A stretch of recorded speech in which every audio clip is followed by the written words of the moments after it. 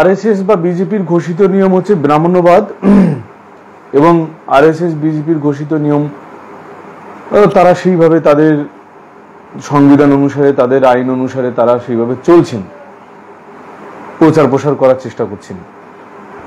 কিন্তু ঘোষিত নিয়ম না হয়েও হিন্দুত্ববাদ বা মনুবাদ বা ব্রাহ্মণ্যবাদ ঘোষিত নিয়ম না হয়েও কিভাবে একটি সরকার দুরন্তভাবে সেই আরএসএস এর পদ অনুসরণ করছেন, পদাঙ্ক অনুসরণ করছেন এবং আরএসএস এর সেই নীতিগুলো তিনি ফলো করছেন এবং আরএসএস এর সেই এজেন্ডাগুলো তিনি ফলো করছেন। তিনি হচ্ছেন বাংলার মুখ্যমন্ত্রী। একেবারে ইতিহাস ভিত্তিক আমি একেবারে তথ্য ভিত্তিক আলোচনা করব। এতটুকুন আমার নিজের কথা বলবো না, এতটুকুন আমি সংযোজন করব না। আমি শুধু আপনাদের দেখাবো যে বাংলার মুখ্যমন্ত্রী কিভাবে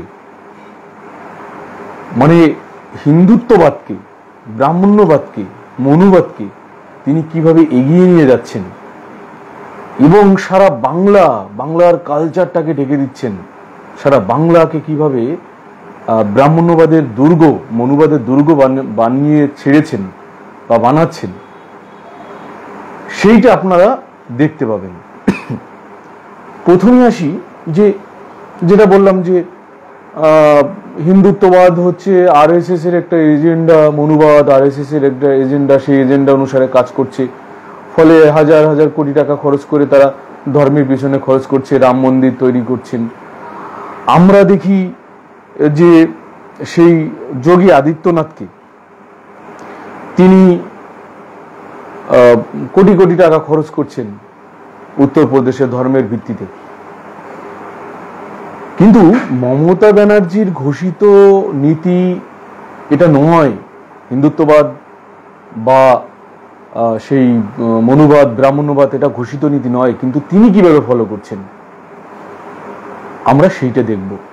তার আগে আমরা মমতা ব্যানার্জির বা বাংলার মুখ্যমন্ত্রীর তার একটু ইতিহাস আমরা জানি। তার জন্ম মানে রাজনৈতিক জন্ম কিভাবে হয়েছে আমরা দেখেছি। তিনি কংগ্রেস করেছেন, কংগ্রেস করার পর একটা ইতিহাস সবাই আপনারা জানেন, যেটা হচ্ছে কংগ্রেস কিভাবে ভাঙলো এবং আরএসএস কিভাবে সহযোগিতা করলেন মমতা ব্যানার্জিকে এবং কি সুকৌশলে আরএসএস পিছন থেকে খেলে কি সুকৌশলে মমতা ব্যানার্জিকে আলাদা করে নিলেন কংগ্রেস থেকে এবং আরএসএস এর টাকায় মমতা ব্যানার্জি কিভাবে পুষ্ট হলেন এবং খুব কম সময়ের মধ্যে বাংলার ক্ষমতা দখল করলেন। ভারতবর্ষের ইতিহাসে এটা সবাই জানেন যে আরএসএস এর টাকায় কংগ্রেস ভেঙে মমতা ব্যানার্জি তিনি একটা নতুন দল করেছেন। এটা সবাই জানে, সেই ইতিহাস অনেকেই জানেন। বিষয় হচ্ছে শুধু তাই নয়, আরএসএস এর টাকায় ক্ষমতা এসছেন, দল গঠন করেছেন মমতা ব্যানার্জি, শুধু তাই নয়, এখানে আরেকটা ইম্পর্টেন্ট কথা আছে। মমতা ব্যানার্জির যে উত্থান, রাজনৈতিক উত্থান, সেই উত্থানটাও হয়েছে আরএসএস এবং বিজেপির হাত ধরে। এটা আপনারা সবাই জানেন, আরএসএস এবং বিজেপির হাত ধরে সেই উত্থানটা হয়েছে। কেমন? তিনি বিজেপির একাধিকবার প্রতিমন্ত্রী ছিলেন এবং একাধিকবার পূর্ণমন্ত্রী ছিলেন এবং সারা ভারতবর্ষের রাজনৈতিক কেরিয়ার, তার উত্থান, মমতা ব্যানার্জির উত্থান, সেটা হচ্ছে বিজেপির হাত ধরে এবং মূলত তার সঙ্গে দীর্ঘদিনের একটা ভালো সম্পর্ক তৈরি হয়েছিল আরএসএস এর। মোহন ভাগবতের আগে যিনি ছিলেন, তার পরবর্তীকালে মোহন ভাগবতের আরএসএস এর সঙ্গে বরাবরই মমতা ব্যানার্জির একটা ভালো সম্পর্ক ছিলেন। তার জন্য আমরা দেখি যে অটল বিহারী বাজপেয়ীজি মমতা ব্যানার্জির টালির ঘরে এসেছেন, তার মাকে নমস্কার করেছেন, তার মায়ের চরণধুলি নিয়ে বলেছেন আপনি রত্নগর্ভা, আপনি এমন একটা মেয়ের জন্ম দিয়েছেন। অটলজি ভূয়সী প্রশংসা করেছেন তার মায়ের পা ছুঁয়ে এবং অটলজি মমতা ব্যানার্জির মাকে মা বলে সম্বোধন করেছেন যে আপনি আমারও মা, মমতা ব্যানার্জির মা মানে আমারও মা। তো মমতা ব্যানার্জিও তিনিও অটলজিকে তিনি কি বলেছেন যে অটলজি আমার পিতৃতুল্য বা পিতৃসম। কিন্তু পরবর্তীকালে আমরা দেখলাম 2022 সালে এই জুন মাসে যে যখন মোহন ভাগবত পশ্চিমবঙ্গে এলেন, সেই সময় আমরা কিন্তু দেখতে পেলাম যে মোহন ভাগবতকে তিনি মিষ্টি পাঠিয়েছেন, ফুল পাঠিয়েছেন, এবং তিনি পরিষ্কারভাবে বলেছেন, মোহন ভাগবত অনেকবার আমরা দেখেছি, কিন্তু এবার পরিষ্কার করে তিনি বলেছেন মোহন ভাগবত আমার পিতা। দেখুন কতটা এগিয়ে গেছেন। বলেছিলেন অটলজি আমার পিতৃতুল্য, আর এখানে একেবারে সরাসরি হয়ে গেল মোহন ভাগবত আমার পিতা। তো এইটা আমি একটু সংক্ষিপ্ত পরিচয় করে দিলাম যে তার মমতা ব্যানার্জির জন্ম আরএসএস এর গর্বে, উত্থানও আরএসএস এর হাত ধরে। এখন প্রশ্ন হচ্ছে তিনি বাংলার বুকে কি আরএসএস এর এজেন্ডাকে ফলো করছেন, বা কিভাবে ব্রাহ্মণবাদ, মনুবাদ এটাকে তিনি একেবারে চালিয়ে নিয়ে যাচ্ছেন। আমরা প্রথমেই আসি, 2011 সালে তিনি ক্ষমতায় এলেন। ক্ষমতা আসার কয়েক মাস পরেই তিনি ইমাম ভাতা চালু করলেন। অনেকে ভাবছেন এটা আবার ব্রাহ্মণ্যবাদ কোথায় এলো, ইমাম ভাতা আবার ব্রাহ্মণ্যবাদ কোথায় এলো। ভাবুন কতটা রাজনৈতিক দূরদর্শী মাননীয় মুখ্যমন্ত্রী মমতা ব্যানার্জি, কতটা রাজনৈতিক দূরদর্শী তিনি এসে প্রথমেই দাগিয়ে দিলেন ইমাম ভাতা দিয়ে যে ধর্মের ভিত্তিতে আমি ইমাম ভাতা চালু করলাম ইমামদের জন্য। এটা ছিল তার মুখোশ, কারণ তার অন্তরালে তার বিশাল বড় পরিকল্পনা ছিল, বিশাল বড় পরিকল্পনা। আমি সেই আলোচনায় যাচ্ছি যে কত বড় পরিকল্পনা ছিল মমতা ব্যানার্জির। ইমাম ভাতা চালু করার পর আমরা সরাসরি পশ্চিমবঙ্গের মানুষ ধর্মের ভিত্তিতে এই প্রথম বিভাজিত হয়ে গেলেন, একদম রে রে করে উঠলেন মমতা ব্যানার্জির বিরুদ্ধে যে ধর্মের ভিত্তিতে কেন ইমাম ভাতা দেয়া হচ্ছে, ইমামদের ভাতা কেন দেয়া হচ্ছে। এবং একেবারে এই প্রথম সরাসরি আমরা দেখলাম ধর্মের ভিত্তিতে পশ্চিমবঙ্গের জনগণকে বিভাজিত করে দিলেন সুকৌশলে, তার নাম হচ্ছে মমতা ব্যানার্জি। কিন্তু পরবর্তীকালে জানলাম রহস্য যে ইমাম ভাতা রাজ্য সরকারের টাকাই নয়, ইমাম ভাতা হচ্ছে ওয়াকফ বোর্ডের টাকা। এবং এই ওয়াকফ বোর্ডের টাকা তিনি দিচ্ছেন, তিনি ঘোষণা করলেন। তিনি কি ঘোষণা করতে পারেন? তিনি পারেন না। তিনি ঘোষণা করলেন, মনে হলো যেন যে রাজ্য সরকারই ইমাম ভাতা দিচ্ছেন। এই ভুলটা মানুষের অনেক পরে ভাঙলো যে না, এটা রাজ্য সরকারের টাকা নয়। আমরা দেখি তার জন্য যে এই যে ইমাম ভাতার বিষয়ে কি বলেছিলেন একজন মুসলিম সমাজকর্মী, তিনি বলেছিলেন পুরোহিতদের মতো সরাসরি পুরোহিতদের মতো সরকারি তহবিল থেকে ইমাম ভাতা দেওয়া হোক, কোট আনকোট। আবারও বলছি, পুরোহিতদের মতো সরকারি তহবিল থেকে ইমাম ভাতা দেওয়া হোক। এটা বললেন কামারুজ্জামাল, অর্থাৎ কামারুজ্জামাল তিনি এই কথাটা বললেন। এবং আমরা পরবর্তীকালে দেখলাম যে এটা ছিল মমতা ব্যানার্জির একটা অত্যন্ত সুকৌশল এবং অত্যন্ত চক্রান্ত, এবং সমাজকে ধর্মের ভিত্তিতে বেটে দেওয়ার একটা চক্রান্ত। যাই হোক, আমি এই প্রসঙ্গে আর একটা প্রসঙ্গ না বলে পারছি না। যখন ভারতবর্ষের সাসার কমিটি লাগু হয়, তখন সাসার কমিটির ফল প্রকাশিত হলো, দেখা গেল সাসার কমিটির রিপোর্টে পশ্চিমবঙ্গের অবস্থান, মুসলমানদের অবস্থান অনেকটা পিছনে। তো তখন মমতা ব্যানার্জি পথে নামলেন, আন্দোলন করলেন। আপনারা মনে করবেন একাধিকবার তিনি বাংলা বন্ধ ডাকলেন, মুসলমানদের নিয়ে এক করে তিনি এই সাসার কমিটির সম্পূর্ণ ফলো করতে হবে, সাসার কমিটির রিপোর্ট মানতে হবে, ইত্যাদি ইত্যাদি তিনি বললেন। এবং তিনি কথা দিলেন যে আমি যদি ক্ষমতায় আসি তাহলে সাচার কমিটি গঠন নতুন করে বাংলায় গঠন করা হবে। সাচারকে দিয়ে, জনাব সাচারকে দিয়ে আমি একটা কমিটি বাংলায় গঠন করব, এবং বাংলায় এই মুসলমানদের যে বঞ্চিত সেইটা পূর্ণাঙ্গ করব এবং সেটা পরিপূরণ করব আমি। সাচার কমিটির নতুন করে সাচার কমিটি তৈরি করা হবে বাংলার বুকে। কিন্তু খুবই দুর্ভাগ্যের বিষয় যে সাচার কমিটির রিপোর্ট এখনো তিনি সাচারকে দিয়ে এখনো কিন্তু তিনি কোনো কমিটি করেননি। এবং বর্তমান অবস্থান মানে তখনকার সময়ের অবস্থান থেকে বর্তমানের অবস্থান কতটা পিছিয়ে পশ্চিমবঙ্গের মুসলমানরা, আমি মাত্র তার একটা উদাহরণ দেব যে পশ্চিমবঙ্গের মুসলমানরা কতটা পিছিয়ে এই 2020 সালের আমি পর্যন্ত বলছি। সেটা হচ্ছে 2006 সালের সাচার কমিটির রিপোর্ট অনুযায়ী 2% মুসলিম সরকারি চাকরি করতেন পশ্চিমবঙ্গে।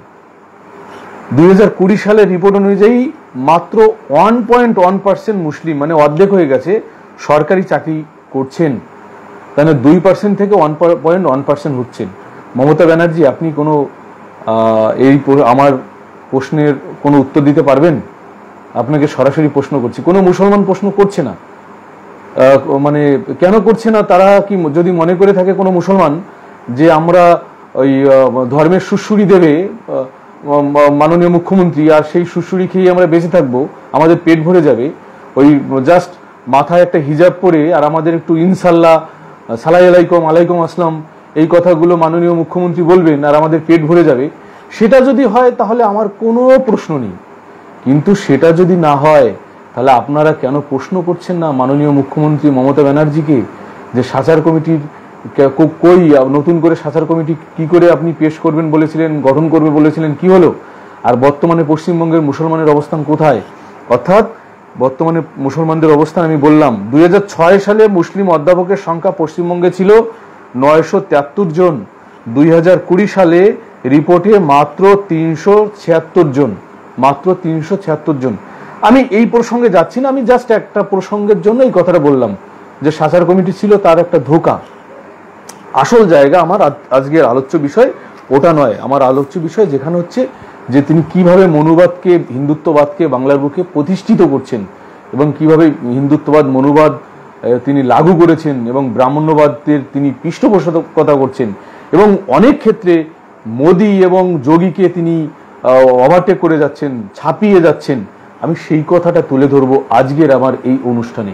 তো সেইখানে দেখুন, এরপরে আমরা দেখলাম সাচার মানে ইমাম ভাতার পরই আসল তার দাঁত নখ বেরিয়ে আসছে, আসল তার উদ্দেশ্য বেরিয়ে আসছে যে ব্রাহ্মণ্যবাদকে বাংলার বুকে প্রতিষ্ঠিত করার। কারণ আমি বললাম যে মমতা ব্যানার্জির জন্মই হচ্ছে আরএসএস এর গর্বে, উত্থান ও আরএসএস এর গর্বে, ফলে সে পারে না। আমি বারবার 2011 সালের আগেও বলছি, 2011 সালের পরেও বলেছি যে মমতা ব্যানার্জি ক্ষমতায় আসলে পশ্চিমবঙ্গে ব্রাহ্মণ্যবাদকে প্রতিষ্ঠা করবেন। তার প্রমাণ আজকে দেখুন। তো কি প্রমাণ? আমরা এরপরে দেখলাম যে এক এক করে বলছি যে তিনি প্রথমেই তারপরে ইমাম ভাতা চালু করলেন, পুরোহিত ভাতা। এইবার তার আসল চেহারা আস্তে আস্তে ফুটে বেরোচ্ছে, মমতা ব্যানার্জির আসল চেহারা ফুটে বেরোচ্ছে। কি তিনি এরপরে কি করলেন? পুরোহিত ভাতা তিনি চালু করে দিলেন। কতদিন কিভাবে চালু করলেন? 8,000 পুরোহিতকে নিয়ে তিনি প্রথম পুরোহিত ভাতা চালু করলেন। তাদের মাসে মাসে 1,000 টাকা করে দেওয়া শুরু করলেন। অর্থাৎ 8,000 পুরোহিতকে তিনি 1,000 টাকা দেওয়ার কথা ঘোষণা করলেন এবং সেই মোতাবেক তিনি এই পুরোহিত ভাতা চালু করে দিলেন। অবশ্য 2022 সালে গিয়ে সেই সংখ্যাটা দাঁড়িয়েছে 3 গুণ, অর্থাৎ 32,102 জন পুরোহিত ভাতা পান এবং সেই ভাতাটাও বাড়ানো হয়েছে 1,500 টাকা। অর্থাৎ মাসে মাসে পুরোহিতদের জন্য কত টাকা যাচ্ছে আপনি একটু ভাবুন। এখন প্রশ্ন হচ্ছে, আমি যদি সংবিধানের কথা বলি, এই আমার হাতে যে সংবিধান আছে, সংবিধান মোতাবেক তার প্রস্তাবনা, একদম প্রথম ভারতের সংবিধানের প্রস্তাবনা কি রয়েছে সেখানে বলছে, আমরা ভারতের জনগণ ভারতকে একটি সার্বভৌম সমাজতান্ত্রিক ধর্মনিরপেক্ষ গণতান্ত্রিক সাধারণতন্ত্র রূপে গড়িয়া তুলব। অর্থাৎ এটা হচ্ছে সংবিধানের প্রস্তাবনা। এই প্রস্তাবনা পাঠ করে মমতা ব্যানার্জি এবং প্রত্যেকটা রাজনৈতিক দলের নেতারা যারা ভোটে জয়লাভ করেন, এই প্রস্তাবনা পাঠ করে তিনি মুখ্যমন্ত্রী হয়েছেন, তিনি শপথ বাক্য পাঠ করেছেন। তো শপথ বাক্য পাঠ করে তিনি বারবার এই সংবিধানকে কিভাবে অমান্য করছে, কিভাবে পায়ে ছুঁড়ে ফেলছে, কিভাবে সংবিধানকে তিনি নস্যাৎ করছেন, কিভাবে সংবিধানকে তিনি জলাঞ্জলি দিচ্ছেন, কিভাবে সংবিধানকে তিনি একেবারেই অমান্য করছেন। যদি ভারতবর্ষে একটা শক্ত শাসক থাকতেন তাহলে এই যারা বারবার করে সংবিধানকে অমান্য করছেন তার জন্য তাদের জেল জরিমানা হতো।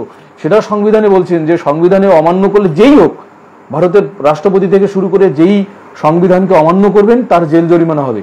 মমতা ব্যানার্জির স্থান হতো জেলে এই সংবিধানকে অমান্য করায়। তাহলে কেমন অমান্য করলেন? আমি প্রস্তাবনায় বললাম যে ভারত একটা ধর্মনিরপেক্ষ রাষ্ট্র।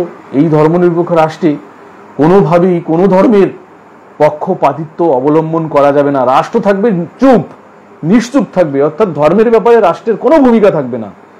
সেখানে মমতা ব্যানার্জি দাঁড়িয়ে সরকারি টাকায়, আমার আপনার টাকায় কাকে ভাতা দিচ্ছেন? পুরোহিতকে ভাতা দিচ্ছেন, এবং আমার আপনার করের টাকায় পুরোহিত পুষ্ট হচ্ছেন, ধর্মের ভিত্তিতে পুরোহিতকে ভাতা দিচ্ছেন। এখানে একটা প্রশ্ন থাকে, আপনি শুধু এই ব্রাহ্মণদের ভাতা দিচ্ছেন, ব্রাহ্মণ মানে এই পুরোহিত, এই ব্রাহ্মণদের ভাতা দিচ্ছেন, আপনার কি মনে পড়েনি যে আদিবাসীদের মধ্যেও সমাজ পরিচালক রয়েছেন বা পুরোহিত রয়েছেন, মতুয়াদের মধ্যে গোসাই রয়েছেন, পাগল রয়েছেন, এই মূলনিবাসী বহুজন সমাজের মধ্যে যারা পরিচালনা করছেন পুরোহিত রয়েছেন, সাধু গোসাই পাগল রয়েছেন। আপনার কি এটা মনে পড়েনি? আপনি এতটা ব্রাহ্মণ প্রেমী, পুরোহিত প্রেমী যে আপনার এই কথাগুলো মনে পড়েনি। আমরা কি করলাম? আমরা জনগণ তারপরেও আমরা আনন্দিত হলাম, বাহ পুরোহিতকে ভাতা দিচ্ছে, দারুণ কাজ করছে, দারুণ কাজ করছে। আমরা প্রশংসা, ভূয়সী প্রশংসা করলাম মমতা ব্যানার্জির। কি হলো? এই পুরোহিত ভাতার ফলে পুরোহিত তারা মাসকাবারি একটা টাকা পেয়ে গেল।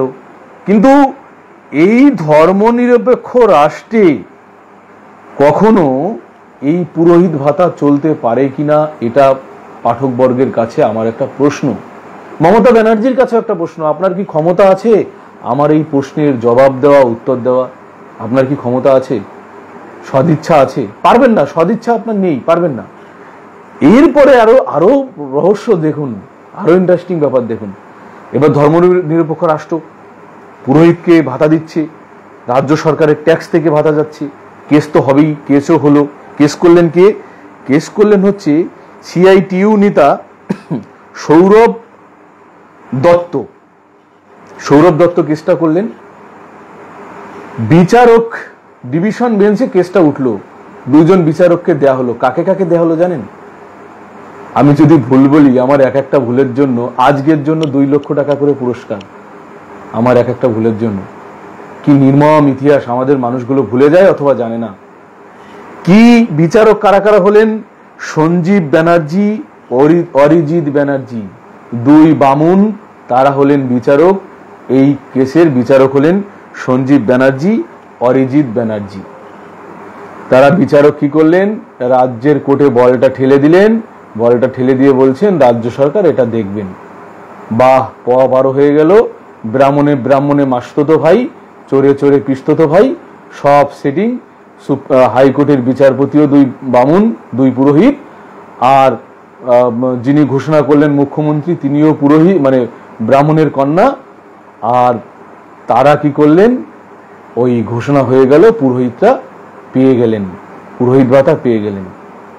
ভাই, এটা যদি ওই হেমন্ত সোরেন বা অন্য কেউ যদি আদিবাসী ভাতা চালু করতেন তাহলে এটা কিন্তু হাইকোর্ট মানে এই রায়টাকে স্থগিত করে দিতেন এবং সুপ্রিম কোর্টও এটা বানচাল করে দিতেন। কিন্তু দেখুন, এটাই হচ্ছে ব্রাহ্মণ্যবাদ, ওদের সব জায়গায় সেটিং, ওদের একদম সেটিং। 2 পুরোহিত ব্রাহ্মণ তারা কি করলেন? তাদের রায় ঠেলে দিলেন রাজ্য সরকারের কোর্টে, হয়ে গেল পুরোহিত ভাতা চালু। কেস করে আর কিছু হলো না।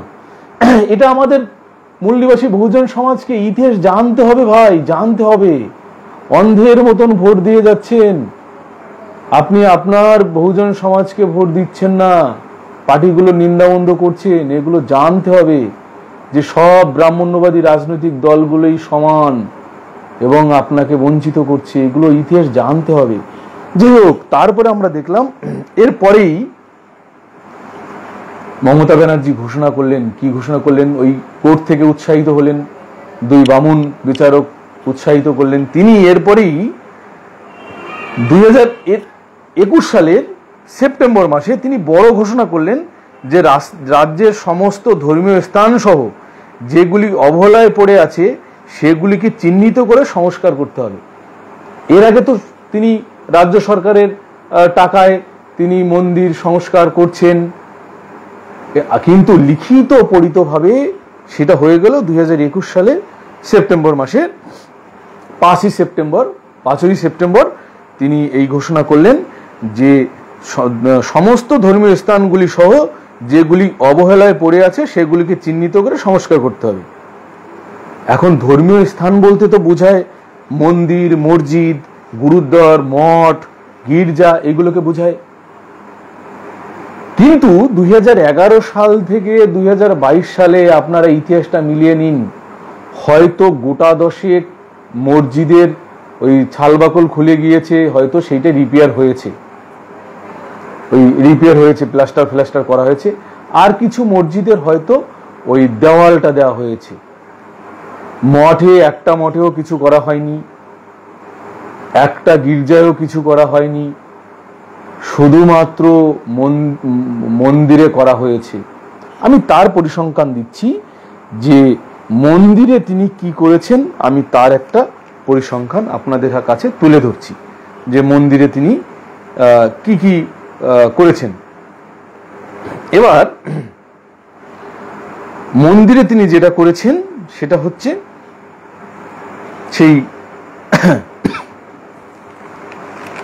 সেই তালিকাটা আপনাদের কাছে আমি একটু ওয়েট করুন, কারণ ভুল বলা যাবে না। 2 লক্ষ টাকা পুরস্কার, একদম পারফেক্ট বলতে হবে, নাহলে তো হবে না। সেখানে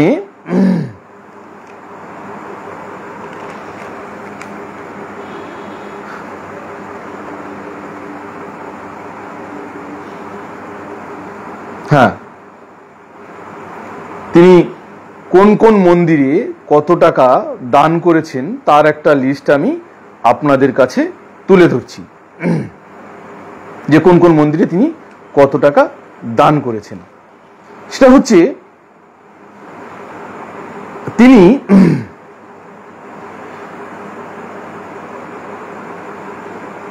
এক এক করে বলি প্রথম থেকে, তাহলে আপনাদেরও সুবিধা হবে। যে 129 কোটি টাকা 129 কোটি টাকা দিয়েছেন, ঘোষণা করেছেন এবং কাজ শুরু করবেন 129 কোটি টাকা। সেটা হচ্ছে দীঘায় জগন্নাথের মন্দিরের মতন, মানে পুরীর আদলে পুরীর থেকেও বড় মন্দির হবে জগন্নাথ মন্দির, সেটা দীঘায়। তিনি এটা বিধানসভায় ঘোষণা করেছেন। বাজেট হচ্ছে 129 কোটি টাকা এবং কোট আনকোট আরো এই পরিমাণটা বাড়তে পারে, কোট আনকোট বললাম। এরপর আমরা দেখি মায়াপুরে তিনি দিয়েছেন একবারে 25 কোটি টাকা। মায়াপুরের মন্দিরের জন্য তিনি দিয়েছেন 25 কোটি টাকা। এরপরে আমরা দেখলাম 71 কোটি টাকা দিয়েছেন তারকেশ্বরে, 71 কোটি টাকা। আমি এর মাঝেও খুচরো দিয়েছেন 5 কোটি 7 কোটি, 71 কোটি টাকা তারকেশ্বরে। দক্ষিণেশ্বরে দিয়েছেন 107 কোটি টাকা একবারে, এছাড়াও 5 কোটি 7 কোটি 10 কোটি বারবার করে 2011 সাল থেকে দক্ষিণেশ্বর মন্দির নির্মাণ, দক্ষিণেশ্বর উন্নয়ন প্রকল্প ইত্যাদি ইত্যাদি। দক্ষিণেশ্বরে স্কাই ওভার তিনি তৈরি করেছেন, সেটা হচ্ছে 250 কোটি টাকা বাজেট, 240 কোটি টাকা বাজেট দক্ষিণেশ্বরে। সেখানে সন্ধ্যায় আরতি হবে, এটা হবে ওটা হবে, মানে অসাধারণ করে তিনি মন্দিরটাকে তৈরি করছেন। আচ্ছা, আমি মাত্র কয়েকটা মন্দিরের কথা বললাম। আর ভিক্ষা দিয়েছেন ঠাকুরনগর ঠাকুরবাড়িকে, ভিক্ষা দিয়েছেন মাত্র 12 লক্ষ টাকা। ভিখারির জাত তো মতুয়ারা, সেই ভিখারির জাত ভিক্ষায় সন্তুষ্ট হয়। এই ভিখারিগুলোকে 12 লক্ষ টাকা দিয়েছে শান্তনু ঠাকুর, মমতা ঠাকুর। কি খুশি মতুয়ারা, কি খুশি, আর ভিখারির জাত কি খুশি অল্পতেই। ফলে আমরা সেখানে দেখলাম না কোনো আদিবাসী থানে 1 কোটি 2 কোটি টাকা দিতে। কোনো মতুয়া ধর্মস্থানে 1 কোটি 2 কোটি টাকা দিতে, কোনো SC ST OBC ধর্মস্থানে 1 কোটি 2 কোটি টাকা দিতে।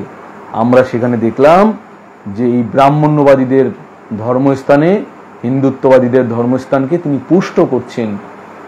তিনি মানে RSS BJP-কেও ছাপিয়ে গিয়েছেন। তার জন্য কিন্তু বারবার RSS একাধিক ব্যক্তিত্ব মমতা ব্যানার্জিকে প্রশংসা করেছেন। আপনারা দেখেছেন না, এই গত নির্বাচনে বিধানসভায় যখন মমতা ব্যানার্জি জয়লাভ করেছেন, তখন RSS প্রধান মোহন ভাগবত তিনি আনন্দ প্রকাশ করেছেন। একাধিক RSS নেতৃত্ব আনন্দ প্রকাশ করেছেন। তার মানে কি, মমতা ব্যানার্জি হওয়া মানে আমাদের দিক দিশা ঠিক থাকা। মমতা ব্যানার্জি আবার ভোটে নির্বাচিত হওয়া মানে আমাদের এজেন্ডা নিয়েই কাজ করা। অর্থাৎ এখানে মমতা আর মোদি মিলেমিশে একাকার হয়ে গেছে, RSS মমতা মিলেমিশে একাকার হয়ে গেছে। কিন্তু বাইরে দেখাচ্ছে দারুণ কুস্তি, কি সুন্দর অভিনয় করতে পারে এরা, দেখেছেন? কি বড় বড় অভিনেতা অভিনেত্রী, আর আমরা সব ভুলে যাই আমরা বাইরে কি কুস্তি আর ভিতরে কি দোস্তি। আমরা এই বুদ্ধিটুকুন আমাদের বহুজন মূলনিবাসী সমাজের, SC ST OBC সমাজের এখনো হয়নি। তারপরে দেখুন, এই যে টাকা তিনি দিলেন, এবং তিনি আরো একাধিক মন্দির, অন্তত এখানে প্রায় 500-550 মন্দিরের নাম আমি করতে পারি, যেখানে 5 লাখ 7 লাখ 3 লাখ 10 লাখ এরকম দিয়েছেন। এবং তিনি যেটা বলেছেন, তিনি বলেছেন এই মন্দিরে টাকা দেওয়ার সময় তিনি কি বলেছেন, বলছেন তার একদম কোট আনকোট তার মুখের কথাটা আমি তুলে ধরছি। তিনি বলছেন যে এইসব মন্দির আমাদের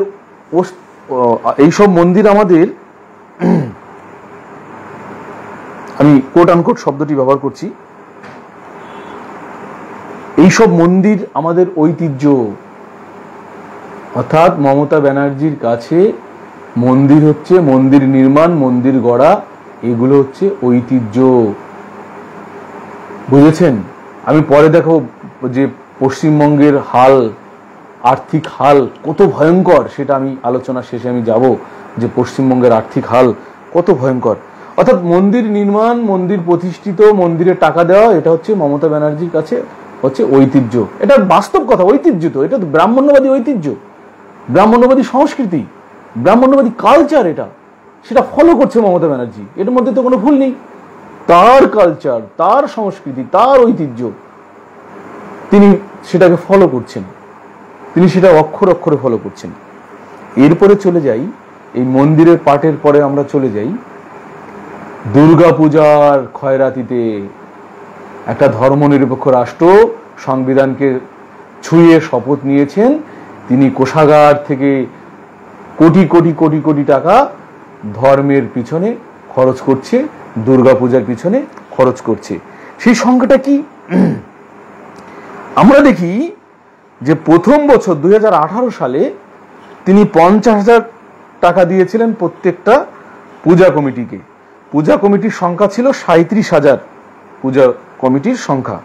অর্থাৎ সেই হিসাবে আমরা একটা রাউন্ড ফিগার পাই 185 কোটি টাকা 2018 সালে তিনি দুর্গাপূজার জন্য খয়রাতি দিয়েছিলেন, দুর্গাপূজা কমিটিকে দিয়েছিলেন 185 কোটি টাকা। অর্থাৎ রাজ্য সরকার এই টাকা ব্যয় করেছিলেন। এই টাকা কার? আমার আপনার টাকা। আমি ধর্মনিরপেক্ষ রাষ্ট্রে বাস করি, আমি এই দুর্গাপুজোকে বিশ্বাস না করতে পারি, আমি অসুর স্মরণ সভাকে বিশ্বাস করতে পারি, তাহলে আমার ট্যাক্সটা নিয়ে কেন দুর্গাপূজা করা হচ্ছে? এটা কত বড় অন্যায়, কত বড় সংবিধান বিরোধী। অথচ হাইকোর্ট, সুপ্রিম কোর্ট সব মুখ বন্ধ করে বসে আছে, কেউ কিছু টু শব্দ করছে না। কত বড় সংবিধান বিরোধী কার্যকলাপ। আমরা দেখলাম যে এরপরে বিগত 2018 সাল থেকে 2022 সাল পর্যন্ত এই 5 বছরে দুর্গাপূজার জন্য রাজ্য সরকারের খরচ হচ্ছে 750 কোটি টাকা। যদি ভুল বলি মমতা ব্যানার্জি যেন আমাকে জেলে পুরে দেন, আমি একটা তথ্য ভুল বললে। আর যদি ভুল না বলি, আর একবার সংবিধানকে ছুঁয়ে যেন তিনি দুঃখ প্রকাশ করেন। আমি জানি তিনি দুঃখ প্রকাশ করবেন না, তার এজেন্ডা তিনি ফলো করছেন এবং সুপ্রিম কোর্ট হাইকোর্ট থেকে তিনি এই উৎসাহিত হয়েছেন এবং তার পিছনে আরএসএস রয়েছেন, উৎসাহিত হচ্ছেন। এবং এটা শুধু 750 কোটি টাকা কমিটিগুলোকে দেওয়া হয়েছে, আরো আছে, আরো কি কি আছে? কর্পোরেশন ট্যাক্স ফ্রি, তারপরে দমকল ট্যাক্স ফ্রি, বিদ্যুৎ বিল 50% ফ্রি, এগুলো আছে, আরো আছে। কি আছে? তিনি কি করছেন, এটাকে একটা উৎসবে পরিণত করে তিনি কি করলেন, তিনি করলেন পুরস্কার ঘোষণা করলেন যে পূজার ওই 5 দিন সরকারি টাকায় পুরস্কার কি হবে, রাজ্য সরকারের সেরা পূজা, এরকম 10-12টা করেছে, সেরা পূজা, সেরা প্যান্ডেল, সেরা ঠাকুর, রাজ্য সরকার সেইগুলো পূজার প্যান্ডেলে গিয়ে গিয়ে গিয়ে গিয়ে সেরা ঠাকুর নির্বাচন করছে, সেরা প্রাকৃতিক পরিবেশ, সেরা প্যান্ডেল, সেরা ঠাকুর এইগুলো করছেন। পারে একজন এমএলএ এমপি পারে কোনো ধর্মীয় অনুষ্ঠানে যোগ দিতে সংবিধানকে ছুঁয়ে শপথ নিয়ে? অথচ মুখ্যমন্ত্রী তিনি ওই 1 মাস আগে থেকে পুজো উদ্বোধন শুরু করে দিয়েছেন, খুঁটি পুজোর উদ্বোধন শুরু করেছে আরো 6 মাস আগে মমতা ব্যানার্জি। পারেন তিনি মুখ্যমন্ত্রী হয়ে সরকারি পদে থেকে সংবিধানকে ছুঁয়ে শপথ নিয়ে তিনি ধর্মনিরপেক্ষ রাষ্ট্রে বাস করে তিনি পারেন? তার তো জেল হওয়া উচিত, 1 ঘন্টার মধ্যে জেল হওয়া উচিত। কিন্তু কে দেবে কার জেল? ওদের রাজ্য, ওরা আমাদের ভোট নিয়ে হয়েছে রাজা, ওরা আমাদের ভোট নিয়ে হয়েছে মুখ্যমন্ত্রী, ওরা আমাদের ভোট নিয়ে হয়েছে প্রধানমন্ত্রী, কে ওদের শাস্তি দেবে? আমাদের সর্ব ক্ষমতা ওদের পায়ে সঁপে দিয়েছি। তাই আমরা দেখলাম এই পুরস্কারের জন্য আরো কয়েক লক্ষ কয়েক কোটি টাকা যায়। শুধু সেখানেই শেষ নয়, এই পুজোকে আন্তর্জাতিক করার জন্য কার্নিভাল করা হয় কয়েক কোটি টাকা খরচ করে, 70, 80, 90, 100 কোটি টাকা খরচ করে শুধু ওই কার্নিভালে। এবং সেইভাবে মহোৎসব চলছে, ব্রাহ্মণ্যবাদের প্রচার প্রসার চলছে সারা বাংলা জুড়ে, শুধু সারা ভারতবর্ষ জুড়ে তো চলছেই। এবং আরএসএস এর নির্দেশিত পথে চলছেন মমতা, সারা বাংলাকে ব্রাহ্মণ্যবাদীময়, হিন্দুত্ববাদীময়, মনুময় করে তুলেছেন তারই সন্তান, মনুর সন্তান মমতা ব্যানার্জি। যদিও তিনি জানেন না তিনি শূদ্রাণী, অর্থাৎ ধর্মগ্রন্থে রয়েছে নারী মাত্রই শূদ্রাণী, অর্থাৎ মমতা ব্যানার্জি ব্রাহ্মণ মেয়ে হলেও তিনি শূদ্রাণী, এটা মমতা ব্যানার্জি জানেন না ধর্মগ্রন্থের বিধান। আমরা দেখলাম এই যে উৎসব, দুর্গা উৎসব, এবার সেটাকে কি করেছে জানেন? স্কুল কলেজের মধ্যে সেটাকে সঞ্চালিত করে দিয়েছেন, ছাত্র ছাত্রীদের মধ্যে ঢুকিয়ে দিয়েছেন। কি বলেছেন? 1 মাস আগে থেকে, অর্থাৎ 1 সেপ্টেম্বর একটা র্যালি হবে, জেলায় জেলায় র্যালি হবে, সেখানে স্কুল কলেজের ছাত্র ছাত্রীরা এই র্যালিতে অংশগ্রহণ হবে। কি? দুর্গাপূজার সূচনা 1 সেপ্টেম্বর, অর্থাৎ 1 মাস আগে থেকে তিনি সূচনা করে দিলেন। এবং সেখানে যোগদান করবেন কারা? ছাত্র ছাত্রীরা। তারা কারা? তারা সরকারি স্কুলের ছাত্র ছাত্রীরা। যোগ দিচ্ছেন কিছে? যোগ দিচ্ছেন হচ্ছে দুর্গাপূজার এই মহোৎসবে। এবার ভাবুন না, এবার ভাবুন বিষয়টা, একবার ভাবুন। অর্থাৎ এমএলএ এমপিদের ময়দানে নামানো হয়েছে যে দুর্গাপূজাকে একেবারে বর্ণময় করে তুলতে হবে। যদিও কেউ কেউ বলছেন যে এই টাকা চুরি, কয়লা চুরি, এই বালি চুরি, এইগুলোকে ঢাকতে, এই ট্রেড কেলেঙ্কারি এইগুলোকে ঢাকতে দুর্গাপূজাকে দিয়ে একদম বিশাল বড় একটা মহোৎসব করে দিয়ে এইগুলোকে ঢাকার চেষ্টা হচ্ছে, কেউ কেউ বলছেন। কিন্তু প্রশ্ন হচ্ছে, ব্রাহ্মণ্যবাদের জিগির উঠেছে সারা বাংলা জুড়ে, ব্রাহ্মণ্যবাদের চিৎকার, ব্রাহ্মণ্যবাদের জিগির উঠেছে। আমরা এই রকম দেখলাম যে তারপরে ধরুন ধর্মনিরপেক্ষ রাষ্ট্রে যখন কোনো সরকারি প্রজেক্ট ঘোষণা হয় তখন কোনো ধর্মীয় দেবদেবীর নামে হতে পারে? তিনি একাধিক স্টেশন, একাধিক বাস স্ট্যান্ড, একাধিক জায়গায় ধর্মীয় দেবদেবীর নামে রেখেছেন, কিন্তু সরাসরি সরকারি প্রজেক্ট, প্রকল্প তিনি নাম দিলেন লক্ষ্মীর ভান্ডার। এই লক্ষ্মী কনসেপ্টে অন্যান্য ধর্মাবলম্বীদের বিশ্বাস নেই, থাকতে পারে না। আপনি কি করে লক্ষ্মীর ভান্ডার নাম দেন? কি করে লক্ষ্মীর ভান্ডার হন? অর্থাৎ তিনি সেই ব্রাহ্মণ্যবাদকে ব্রাহ্মণ্যবাদী দেবদেবীকে তিনি জাগিয়ে তুলছেন, ব্রাহ্মণ্যবাদী দেবদেবীর নামে বাংলা প্রজেক্ট চালু করেছেন, সরকারি প্রকল্প চালু করেছেন, সরকারি অর্থ সেখানে খরচ হচ্ছে এই ব্রাহ্মণ্যবাদী দেবদেবীর নামে। আমরা দেখি যে ভয়ঙ্কর একটা রিপোর্ট, আপনাদের না বললে নয়। 2011 সালের আগে, আমি যে বারবার বলছি না যে আরএসএস এর এজেন্ডা পালন করছেন মমতা ব্যানার্জি, তার বড় একটা প্রমাণ দেব। যে আরএসএস এর নির্দেশিত পথেই চলছেন মমতা ব্যানার্জি, তার একটা বড় প্রমাণ দেব। আপনারা আটকে উঠবেন, অনেকেই জানেন, কিন্তু আপনারা আটকে উঠবেন যে 2011 সালের আগে বাংলায় এই আরএসএস পরিচালিত রাষ্ট্রীয় স্বয়ংসেবক সংঘ পরিচালিত স্কুল আছে, তার নাম সরস্বতী বিদ্যা মন্দির। এই সরস্বতী বিদ্যা মন্দির পরিচালনা করেন সরাসরি আরএসএস। এবং সেই সরস্বতী বিদ্যা মন্দির 2011 সালে তৃণমূল ক্ষমতায় আসার আগে পশ্চিমবঙ্গে ছিল 86 সেই সংখ্যাটা বর্তমানে দাঁড়িয়েছে 1271টি। অর্থাৎ বাদ বাকি এতগুলোকে অনুমোদিত কে দিয়েছে, অনুমোদন কে দিয়েছে? রাজ্য সরকার। রাজ্য সরকার মানে মমতা ব্যানার্জি। দেখুন কি মিল, ওদের তলায় তলায় কি মিল মমতা ব্যানার্জি এবং আরএসএস। যে 1271টি সরস্বতী বিদ্যা মন্দির, আরএসএস পরিচালিত সরস্বতী বিদ্যা মন্দির এই বাংলার বুকে গড়ে উঠেছে মমতা ব্যানার্জির হাত ধরে, রাজ্য সরকারের হাত ধরে। কিভাবে বিভাজন চলছে আপনারা অনুভব করুন। অর্থাৎ আরএসএস এর, ওই বললাম, মোহন ভাগবত আনন্দ পেয়েছেন মমতা ব্যানার্জি এইবার বিধানসভায় জয়লাভ করেছেন, কারণ মোহন ভাগবতজি জানেন যে আমার এজেন্ডা ফুলফিল হবে মমতা ব্যানার্জির মধ্য দিয়ে। আর একটা তত্ত্ব আপনাদের দিচ্ছি, ভয়ঙ্কর তত্ত্ব, সেটা হচ্ছে শুধু তাই নয়, আমরা দেখি যে আরএসএস পরিচালিত, শুধু আরএসএস পরিচালিত নয়, একদম তত্ত্বভিত্তিক আপনাদের কাছে এইটা আমি পৌঁছিয়ে দিচ্ছি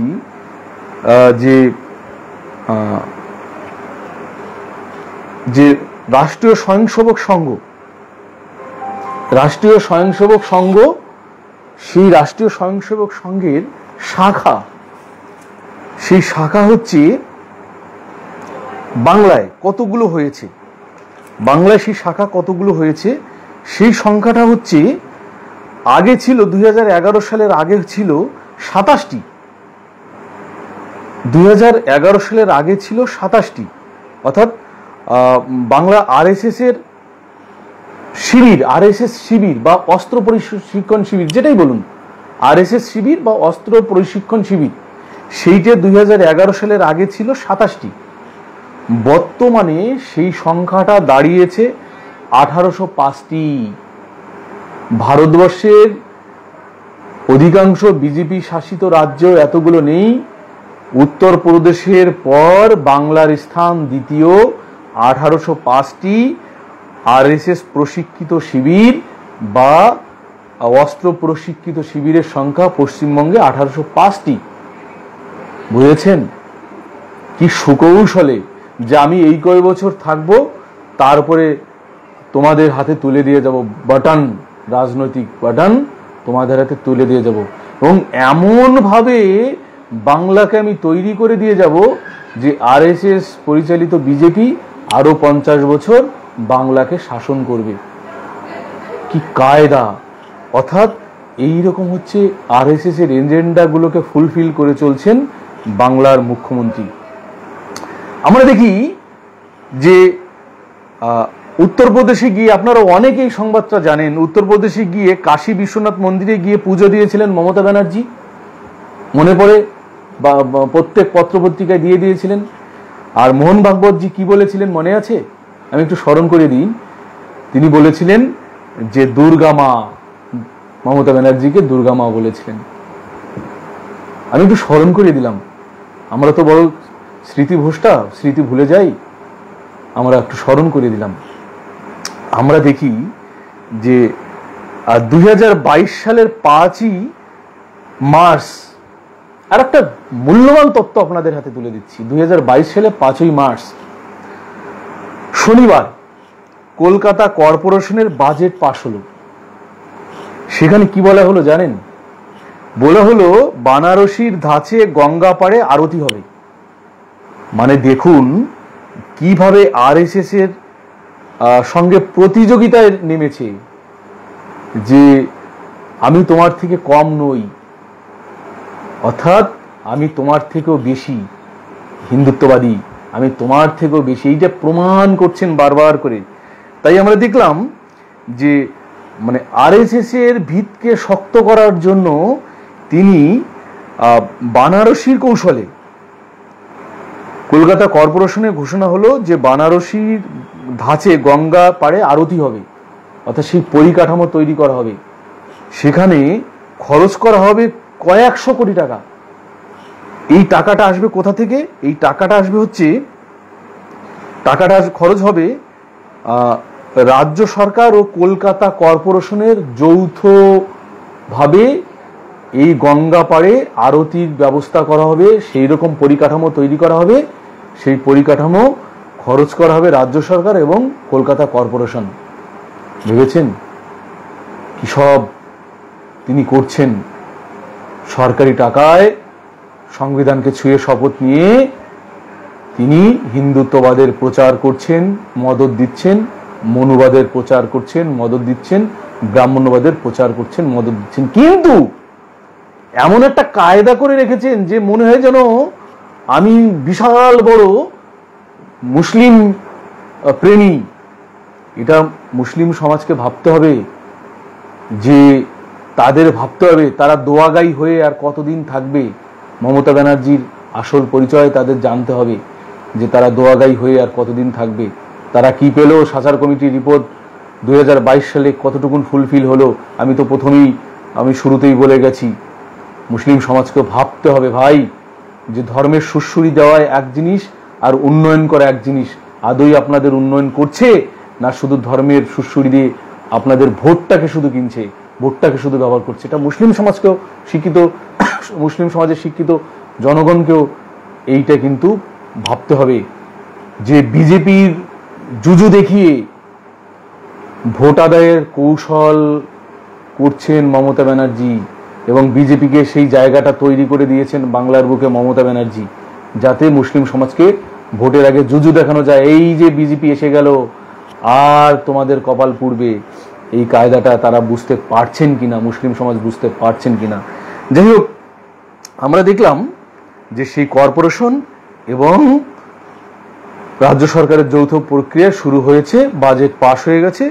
গঙ্গার পাড়ে কয়েক কিলোমিটার ধরে আরতি চলবে, সন্ধ্যার পর আধুনিক যন্ত্র বসবে, ঘাট সংস্কার করা হবে, ঘাটের পাশে মন্দির, একের পর এক মন্দির হবে, এবং সেই মন্দিরে কয়েক হাজার পুরোহিত থাকবে।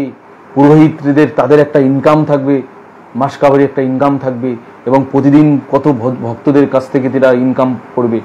অর্থাৎ এই যে বানারসির আদলে গঙ্গা ঘাটকে যে আরতি করবে, এতে শুধু রাজ্য সরকারের টাকা যাবে আর ওই মানে কলকাতা কর্পোরেশনের টাকা যাবেই না, এখানে কয়েক হাজার পুরোহিত করে কমবে খাবে তারা।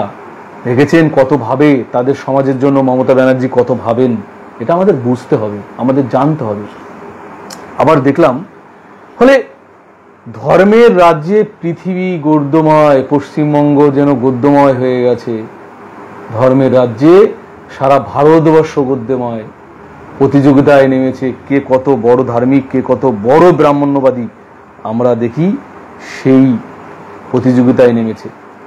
আমরা দেখলাম করোনাকালে ঈদ বন্ধ ছিল। পরিষ্কার ঘোষণা করা হলো যে ঈদে কোনো মসজিদে দুজনের বেশি থাকবে না, একজন নামাজ পড়বেন আর একজন পাশে থাকবেন, দুজন।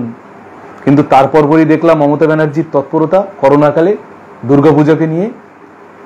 আমরা দেখলাম করোনাকালে সেই বানারসির ঘাটের আরতি বন্ধ, পুজো বন্ধ, মেলা বন্ধ, কিন্তু মমতা ব্যানার্জির বদান্যতায় গঙ্গাসাগরের মেলায় গতবার আপনারা দেখেছিলেন কি বড় বাজেট তিনি পেশ করে দিলেন, কত টাকা তিনি খরচ করলেন। আমরা দেখলাম 10,000 পুলিশকে গঙ্গাসাগর মেলায় পাঠানো হলো, 10,000 পুলিশকে। আমরা দেখলাম সেখানে 5,500 লঞ্চ, 3,500 ট্রলার, আমরা দেখলাম 12,000 স্থায়ী ক্যাম্প করে দেওয়া হলো, এছাড়াও প্রায় 60,000 অস্থায়ী ক্যাম্প করা হলো। আমরা দেখলাম 5,500 এই করোনাকালের মানে এমন ভয়ঙ্কর পরিস্থিতি, 5,500 সেই গঙ্গাসাগর মেলায় ডাক্তারকে ওখানে পাঠানো হলো। কিভাবে ব্রাহ্মণ্যবাদের পৃষ্ঠপোষকতা করছেন মমতা ব্যানার্জি, একবার ভেবে দেখেছেন? এসসি এসটি ওবিসিরা একবার ভেবে দেখেছেন? একবার ভেবে দেখুন কিভাবে পৃষ্ঠপোষকতা করছেন। আমরা দেখলাম কত কোটি সেখানে খরচ করলেন সেই গঙ্গাসাগর মেলায়, এবং বিরাট আয়োজন। আরএসএস এর একাধিক নেতৃত্ব ভূয়সী প্রশংসা করলেন। আমরা তাদের মধ্যে কয়েকজনকে আমি নাম তুলে ধরছি। আরএসএস এর এখন যিনি সেকেন্ড ম্যান, দত্তাত্রেয় হোসাবলে, তিনি মমতা ব্যানার্জির ভূয়সী প্রশংসা করলেন। উমা ভারতী ভূয়সী প্রশংসা করলেন যে মমতা ব্যানার্জি করোনাকালের মধ্যেও কি সুন্দর ব্যবস্থা করলেন গঙ্গাসাগর মেলা। তার ফলে আমরা যেটা পেলাম, আমরা দেখলাম লাফিয়ে লাফিয়ে করোনা বাড়লো। পশ্চিমবঙ্গে প্রত্যেক দিন 17,000 18,000 করোনা আক্রান্ত শুরু হয়ে গেল, 500-700 করে মরতে শুরু করলো এই গঙ্গাসাগরের মেলার বদান্যতায়। তিনি আবারও লকডাউন ঘোষণা করলেন, আবারও দীর্ঘদিন ট্রেন বন্ধ থাকলো, আবারও মানুষ করোনাকালের কাজ হারালেন, আবারও মানুষকে ভিখারিতে পরিণত করলেন। কি সিস্টেম দেখেছেন গরিব মানুষকে মারার? এটা বুঝতে হবে, জানতে হবে। এই ব্রাহ্মণ্যবাদী কৌশলগুলো না জানলে আমরা কোনোদিন তাদের সঙ্গে ফাইট করে পারবো না, আমরা কোনোদিন শক্তিশালী হতে পারবো না, আমরা কোনোদিন ঐক্যবদ্ধ হতে পারবো না, কোনোদিন পারবো না। তাই আমরা দেখুন করোনাকালে স্কুল কলেজ সব বন্ধ। ওরা কি করে ধর্মের মধ্য দিয়ে স্কুল বন্ধ করে দিয়েছে। এবার ছুটি বাড়িয়েছে, দুর্গাপুজোয় ছুটি বাড়িয়েছে 15 দিন, কারণ ওরা জানে শিক্ষায় দেয় মুক্তি আর ধর্মে দেয় ভিক্ষা। অর্থাৎ এই ধর্ম দেব, এদের ভিখারি বানাবো, এই এসসি এসটি ওবিসি মূল্যবাসীদের ভিখারি বানাবো ধর্ম দিয়ে, আর আমার মানুষ ধর্ম দিয়ে করে কমবে খাবে, আর শিক্ষাটা এদের দেব না। তাই ওই দেখলাম যে এত খয়রাতি, এত দান খয়রাতি, এত খরচ, ক্লাবকে এত খরচ, ওই খরচ। কিন্তু যেখানে এত বড় ঋণের বোঝা, এত বড় হসপিটালগুলোতে ওষুধ পাচ্ছে না, হসপিটালগুলোতে অক্সিজেনের অভাব, হসপিটালগুলোতে সেই হার্টের পেশেন্টদের সেই পেসমেকার দীর্ঘ 6 মাস হসপিটালগুলোতে সাপ্লাই বন্ধ টাকার অভাবে, অথচ দান খয়রাতি করছে ধর্মের নামে, শত শত কোটি টাকা ধর্মের নামে দান খয়রাতি করছে। তার চাকরিজীবীদের টাকা দিতে পারছে না, ডিএ দিতে পারছে না, দীর্ঘদিন ডিএ বন্ধ তার চাকরিজীবীদের, এবং হাইকোর্ট বলে দিয়েছেন ডিএ দিতে হবে। এটা চাকরিজীবীদের ভিক্ষা নয়, দয়া নয়, তাদের অধিকার, দিতে হবে।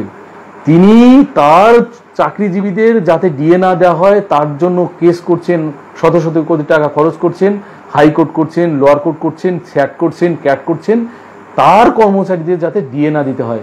অথচ তিনি দান খয়রাতি, মেলা খেলা পুজোয় নিয়ে দান খয়রাতি করে যাচ্ছেন। এবার ভেবে দেখুন বন্ধু, একবার ভাবুন যে কোথায় তিনি নিয়ে গেছেন। আমরা দেখলাম সেই গঙ্গাসাগরের মেলার সেই করুণ চিত্র পরবর্তীকালে আমরা দেখলাম। এরকম অসংখ্য উদাহরণ দেওয়া যায়। রাজ্য ভুগছে। আমি একটা মাত্র উদাহরণ দিচ্ছি পশ্চিমবঙ্গ সরকারের, মানে একটা মাত্র উদাহরণ দিচ্ছি ভারতের একটা উদাহরণ দিচ্ছি, যে দেশে পুষ্টিকর খাবার মেলে না, 71% মানুষের। এর ফলে অপুষ্টিজনিত রোগে দেশে গড়ে মারা যাচ্ছে বছরে 17 লক্ষ মানুষ। গড়ে অপুষ্টিজনিত বিভিন্ন রোগে 17 লক্ষ মানুষ মারা যাচ্ছে। সূত্র মিথ্যা হলে 2 লক্ষ টাকা আগেই বলে দিয়েছি। সূত্র centre for science and environment, CSU, 2রা জুন 2021, দিল্লি।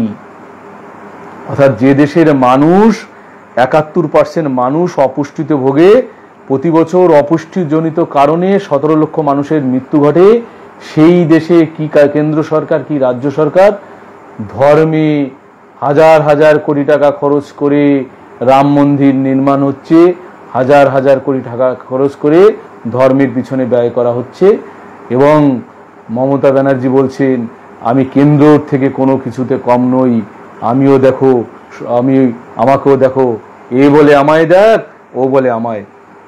তাই আমরা দেখি যে এইরকম একটা অবস্থানের মধ্য দিয়ে যখন বাংলা যাচ্ছে, সেইখানে দাঁড়িয়ে মূলনিবাসী বহুজন সমাজের মানুষের কি কোনো ভাবনার প্রয়োজন নেই? মূলনিবাসী বহুজন সমাজের মানুষ কি ভাববে না যে তাদের কি করণীয় আছে, তারা কি করতে পারে এবং তাদের এটাকে রোধ করতে হবে, এটাকে প্রতিবাদ করতে হবে? নাকি তারা খোলা মাঠে ছেড়ে দেবে ব্রাহ্মণ্যবাদকে, মনুবাদকে তারা খোলা মাঠে ছেড়ে দেবে? কি সুকৌশলে! দেখুন, ধর্মের ইস্যুতে আমাদের মারছে সরাসরিভাবে, সেটা হচ্ছে বিজেপি আরএসএস। এটা তারা একদম ডাকাত, আমরা সবাই জানি। কিন্তু যিনি একদম ধর্মনিরপেক্ষতার একটা তকমা লাগিয়ে তলায় তলায় একেবারে আরএসএস এর এজেন্ডাগুলোকে ফলো করছে, বিজেপির এজেন্ডাগুলোকে ফলো করছে, ব্রাহ্মণ্যবাদকে ফলো করছে, মনুবাদকে ফলো করছে, সে আরো বেশি ভয়ঙ্কর নয়?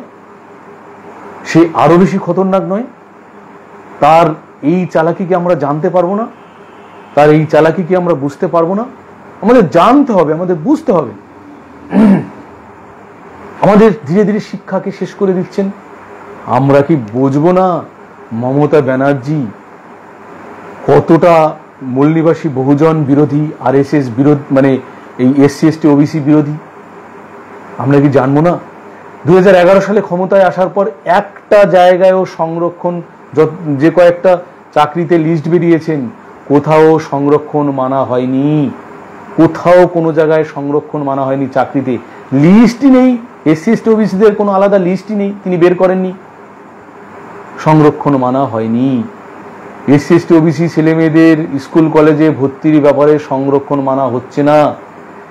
সর্বোপরি ভয়ঙ্কর তত্ত্ব আমার কাছে রয়েছে, আমাদের কাছে রয়েছে, যে মমতা ব্যানার্জি যে সেন্ট্রাল থেকে যে বাবা সাহেবের দয়ায়, সংবিধানের দয়ায় যে আমাদের ছাত্রদের, এসসি এসটি ওবিসি সমাজের ছাত্র যে স্টাইফেন্ড, সেই স্টাইফেন্ডের যে পরিমাণে টাকা আছে, সেই টাকা চলে যাচ্ছে অন্য খাতে।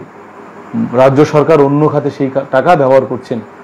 অর্থাৎ যে স্টাইফেন্ড পাচ্ছে, মাত্র সংবিধান মোতাবেক মাত্র 30% স্টাইফেন্ড রাজ্য সরকার আমাদের দিচ্ছেন, আর 70%ই তিনি হাওয়া করে দিচ্ছেন এসসি এসটি ওবিসিদের সংরক্ষণ নিয়ে।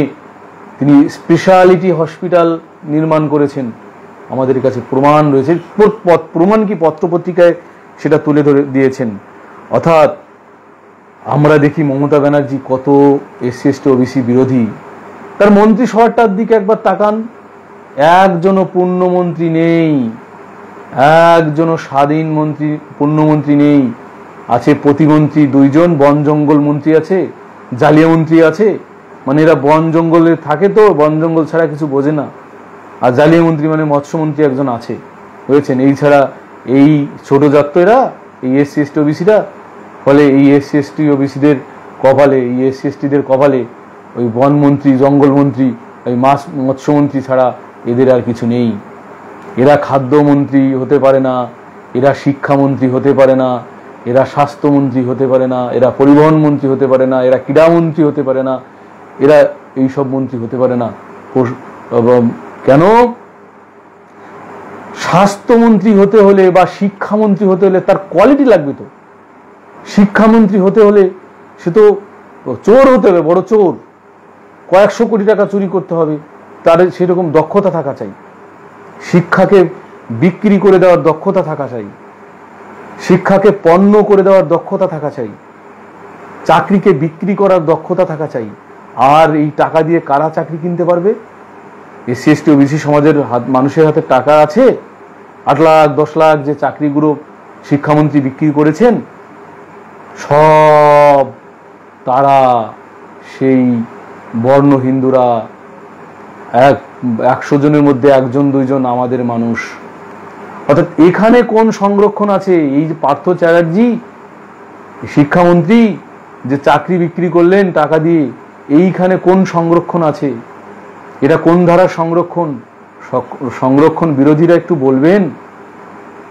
অর্থাৎ এটা আমরা হতে পারি না শিক্ষামন্ত্রী। শিক্ষামন্ত্রী হতে হলে তার একটা কোয়ালিটি লাগে, গ্রেট চোর হতে হবে, একটা কোয়ালিটি লাগবে। বা পরিবহন মন্ত্রী থাকতে হলে তার কোয়ালিটি লাগবে, পরিবহনকে বেছে কিনে খেতে হবে। অর্থাৎ এই কোয়ালিটিগুলো থাকতে হবে। এই কোয়ালিটিগুলো আমাদের নেই, এসসি এসটি ওবিসি সমাজের মানুষের নেই। অর্থাৎ এইরকম ভয়ঙ্কর আমরা দেখছি যে তিনি একজন এসসি এসটি ওবিসি বিরোধী। ফলে বাংলার মুখ্যমন্ত্রী চলছেন, বাংলার মুখ্যমন্ত্রী নির্বাচিত হচ্ছেন, আনন্দ পাচ্ছেন আরএসএস, আনন্দ পাচ্ছেন মোহন ভাগবত, কারণ তারা জানে ঠিকঠাক মতনই চলছে আমাদের এজেন্ডা। মূল নিবাসী বহুজন সমাজ কি করবেন সেই প্রশ্ন রেখে আমি আজকে আমার বক্তব্য শেষ করছি। আপনারা বেশি বেশি করে শেয়ার করুন, মানুষকে সত্য জানতে দিন, এবং সংবিধানের কে আমরা যারা অমান্য করছে আমরা সংবিধানকে ফিরিয়ে আনব। আমরা বাংলার ক্ষমতা দখল করবই। আমাদের বাংলার ক্ষমতা দখল করতে প্রয়োজন মানুষকে, মূল নিবাসী বহুজন মানুষ 85% মানুষকে সচেতন করার সেই কাজ আমাদের শুরু হয়েছে। আমরা জয়লাভ করবই এবং কোনো ভয় পেলে হবে না। তারা আমাদের মারবে, আমাদের একাধিক শহীদের বিনিময়ে তো স্বাধীনতা আমাদের আসবে। ফলে এটা আমাদের স্বাধীনতার লড়াই, আমাদের স্বাধীনতার লড়াই। আমরা জয়লাভ করবই। ভারতের বুকে বাবা সাহেবের সংবিধানকে পুষ্ট আমরা করবই, প্রতিষ্ঠা আমরা করবই। জয় সংবিধান, জয় মূল নিবাসী বহুজন, জয় ভারত।